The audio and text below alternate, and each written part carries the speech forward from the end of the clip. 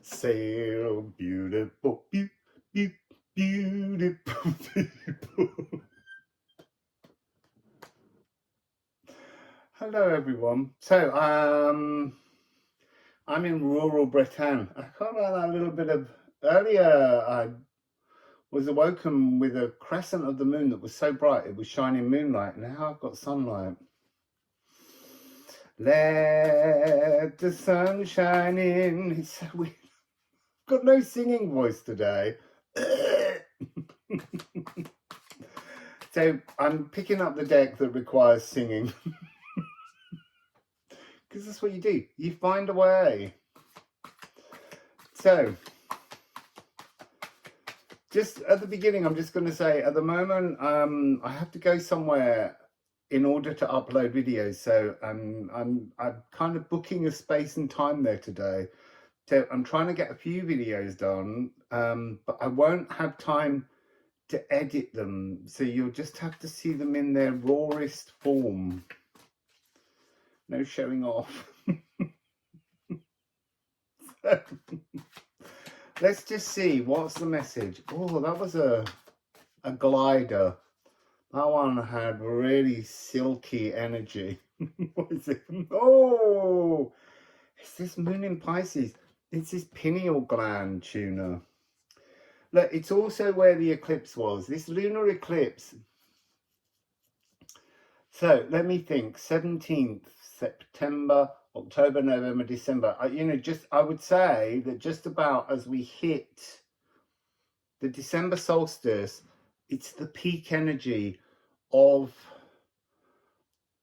the shadow feasting. We need to eat more shadows. We've got to we've got to munch away all of those things that gnaw in our consciousness. It's also really interesting. It's saying in another's shoes. It's put yourself in another's shoes. Two sides to this. Put yourself in another's shoes in terms of the... Oh, it's so complicated. So they're showing me the veneers in terms of the footprint of a stone that doesn't move. So helpful. It's also showing me the treadle energy, walking in another's shoes, as in trying to remember what it must have been like to be Neolithic, even though yesterday they said stop trying to wonder that. Now they're putting it in. I think it's to do with spaced out, see? Spaced out. The energy of connecting beyond the realm of normality. So moon in Pisces, there's also a moon in Sagittarius coming right about now, Sunday maybe. And that's a new philosophical mission, but it's also a new moon in Ophiuchus.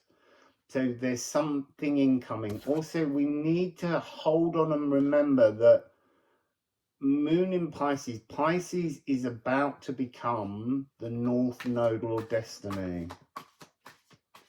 Oh, this is so about this eclipse that just happened and how it's reaching its peak. Libra. So Libra was where the moon was in Pisces, should have been in Aries. Sun was in Libra, total eclipse. The eclipse rather was in Libra. This is the triple point paragon. This is a point in... It's a point at which solid, liquid and gas can all be present. So that's kind of like your cells, your emotions and your thoughts can all come together to create an opening or a sweet point. So like they're showing me coffee being foamed. Now, when you go into a restaurant, if the coffee's going, they're doing it wrong. Coffee should make barely any noise. There's a sweet point when it's not the coffee, it's the milk. So, and I'm on a dairy farm, so we know here. So it should make no noise. It should be silent. There's a sweet point where the little frothing energy is in at the right place, and then it creates silk. Oh, and that card at the beginning was silk. There's some sublime, silky possibility that's opening up right now. The sun's in my eyes. So,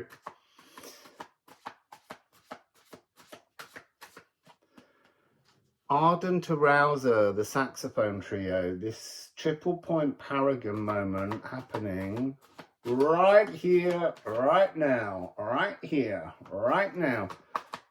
I see, that's really interesting. They're wanting, I'm being tuned into modernism, not the old. So yes, the old is relevant, it informs, but I'm being tuned into the present and what's coming. Oh my God. Oh, I love cards. So look, square Philosopher's Stone. It's a beautiful way. Look, often when we see square energies, we think, oh no, it's all going to be uncomfortable and difficult. It's a beautiful opportunity to action something in the physical. So to take a deeply hidden emotional fear and to action it. And then what happens? It becomes part of your philosophy.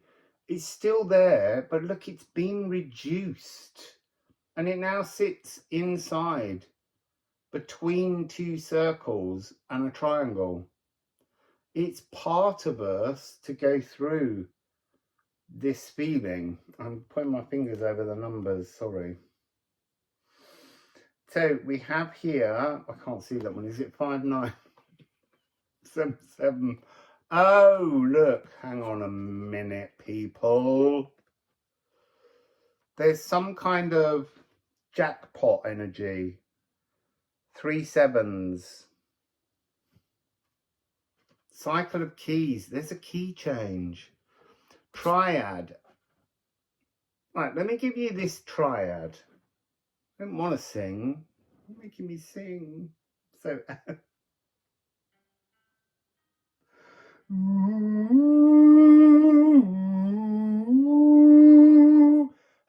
it's a bit hard at the top. So we have this watery energy of release. What are we releasing? The E flat of Neptune, which is the old ancestral or the bloodcestry, the energy of the frequencies within us, patterns that have played out in our lives, things that we do, aspects that we feel are part of us, but they're not. They're part of a blood song, and that has to be actioned out. So then we have the F sharp, and this is the zombie ballet.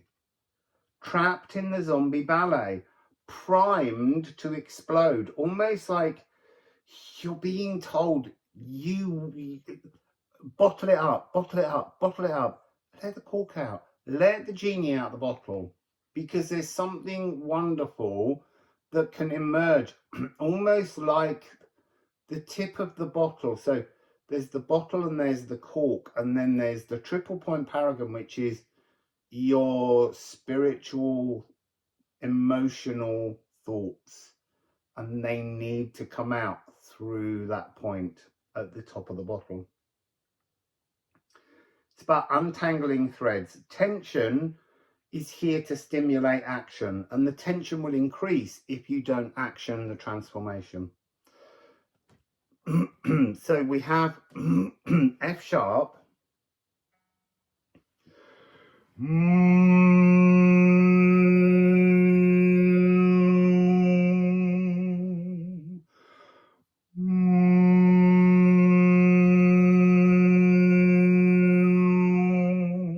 that's here. It's higher consciousness heart. And then we have cycle of keys, key change, the muse of music, prima materia, all possibilities are now being opened. Omnipresent philosophical matter. This is a transformation. Creator aether. Divinely woven and spiritually stitched. But it will be bewildering. We need to understand that transformation is bewildering, but beautifully bewildering. So there's this really strong an alignment, this magical 777. I am soul. I am stimulating. I am body. I embody my soul, and that is stimulating. It's a gorgeous, gorgeous energy. So, just gonna shuffle a couple more before the sun completely takes my eyes out. Oh no! Go over there!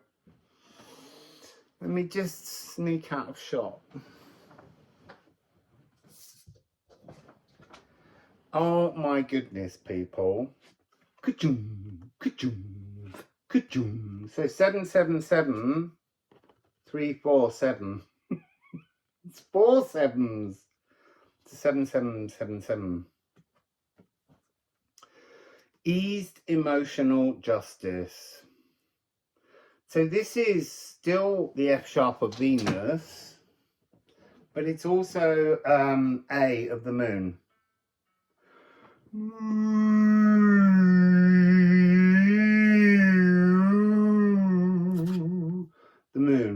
The moon, the lunar eclipse energy is beginning to come to fruition. It's beginning to bear the fruits of its purpose, because this really is a kind of jackpot energy. It's I want to say it's winning something, and it could just be winning your own power, winning your own control, but there's something here, winning your own mission, because this new moon that's coming in Sagittarius is to have a new mission. So it's interesting. So we've got 777. I'm just going to leave them down there. 3959. 3959. The opportunity given by the eclipse to action something, to blunt off something, to make something less sharp, to make something that pokes and irritates soften. That's what this eclipse has been offering, to release. It's a big release. And then our destiny, when the lunar nodes move into Pisces, is going to be to continue to release and transform old zombie patterns. So what else have we got?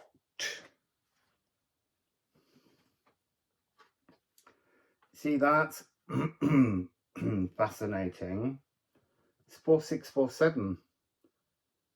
I mean, it's coming out as 4746, but it's a natural progression. So what we have here is to be collectively soothed. The current energies are trying to collectively soothe us, but also to separate us from how we react constantly to stress. That's another part of this. So Chariklo is shamanic medicine, the law of shamanic health. Like there's going to be some kind of growth in shamanic possibilities, awakenings through illness, soothing neural networks, the nervous system, and Hygeia is the lower heart. Something about how, that's really interesting. So there's a distortion in the zombie ballet frequency that doesn't allow our gut bacteria, our biome, to resonate fully, because we are stressed by fear, the biome is stressed as a consequence. And that's why when we go to sleep, sometimes we don't remember dreams, because our biome is trying so hard to address the depletion created through the stresses. And so there's a new energy. So the two sounds here that we want to be looking at.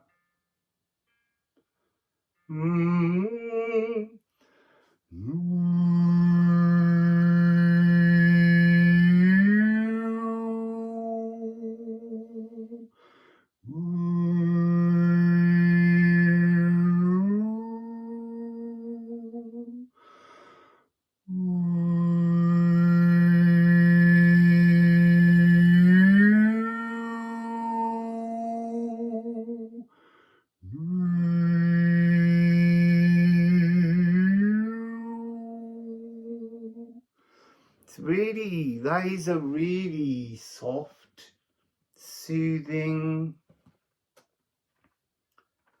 I want to say biome inspiring frequency. So this is like a movement forwards by connecting, softening, soothing the nervous system. That's part of the coming music of the spheres energy. We're then allowing for a wellness to sort of rise up within us. Our diets will transform. And this is about astrally neutralized ancient biome traumas. So illnesses that we are plagued with, suffering from, some of them are going to no longer be part of the frequency moving forwards. They're going to be, what was the term? Oh no, I picked up the wrong card. Neutralized. These ancient biome traumas, these things that humans have gone through that may have begun in that Neolithic period, because there's something here about this need to explain that sometimes the energy of alchemizing a healing can take thousands of years, and we may be just the generation which crosses the finish line. That's the energy that's coming through here. We are the luckier ones that get to see the finish line. The race was a marathon, a mega marathon. In terms of the biome, because there's something here about slowness, the slowness of time throughout the ancestral line, but then the speed at which the biome turn over. But it's like the biome couldn't become the biome they needed to be. And so there will be lots of physical changes. But again, I need to stress this energy of hitting a kind of time jackpot somehow, or biome jackpot. As I said, biome, the cards flew out. So Regulus is to be in our element, fluid ad libitum. This is to be healed living. This is the energy that is the promise, a new inner resonance. And a new inner resonance will come from a new inner biome culture. And then we have these. Filter. Look, filter. We are filtering right now all that we are at odds with. The ergot dancing plague happened in Strasbourg. So a woman, this is interesting because this again goes in with the notion of farming and baking and grinding and creating sustainable food. And she began dancing, and she danced and more people joined her dancing. And they danced and danced and danced until they died in many cases. And it was ergot, which is a fungus that can grow on rye. And they think it was also the same fungus. It gives you a hallucination, a collective hallucination. And that's part of this energy, this zombie ballet that's up here, the square dance. They believe that it may have been the ergot in Salem at the Salem witch trials. But it's also, it's a kind of, you see, they're saying a bad bacteria, they're saying. I'm hearing a bad bacteria, but a wonky bacteria. But it's not necessarily wrong, because everything provides a purpose. That's the thing. But it's a distortion that shortens life, because you become transfixed. So sometimes we become transfixed with things, and we have to filter out some of the things that are not working in our world. You see, this is all rhythms, and this has this wonderful thing, which is noise cancelling headphones. So we're filtering out, we're knowing who truly cares, we're separating to remove. Wasn't that on one of the other cards, separating? So yeah, we're transforming our biome. We're transforming our relationship with food, with the things we eat. And then it's ending here with life force. And that is the sun that's come into this reading. So the light we shine, laughter, vital direction. Our ultimate goal is this wonderful fluid. Oh, look, crowned. You've crowned yourself. That's really what we're getting at here. Self-coronated. Only you can do it by observing your own patterns that trap you in the zombie ballet. You have to discover the point at which you understand the philosophy of your triple point paragon, so that you can uncork the genie from the bottle. You can release all that bottled up tension and emotions. The gentle, graceful enforcer of boundaries, gracefully forming a new you in this smoky, energetic genie formation. What does your genie look like? Who is your genie? What does your genie do? You know, what colour's your genie? How does your genie behave? Is your genie a good genie or a bad genie? Because if it's a bad genie, you let it out too early. You weren't prepared somehow. So that's really what's coming across here. And we have peace and the note E, which is interesting because here, this feasting, shadow feasting of the older, at odds with us, generational energy of the E flat is being moved to an E.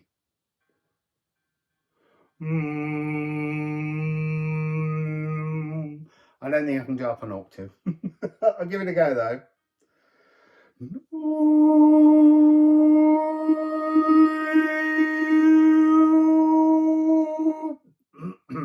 See, there's a little bit of a cracking there. But I think that's relevant, because I think there's something about this energy which is the practice makes perfect. To hit the jackpot, you have to keep playing the game.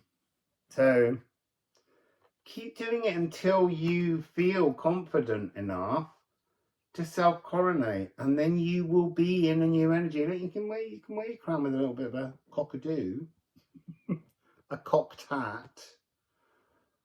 But this is the energy to flow with your life force, to not be challenged by the frequency of the world around you, people around you, family around you, friends around you, but just to genuinely flow in your frequency. You know, become your genie, release your jinn from within.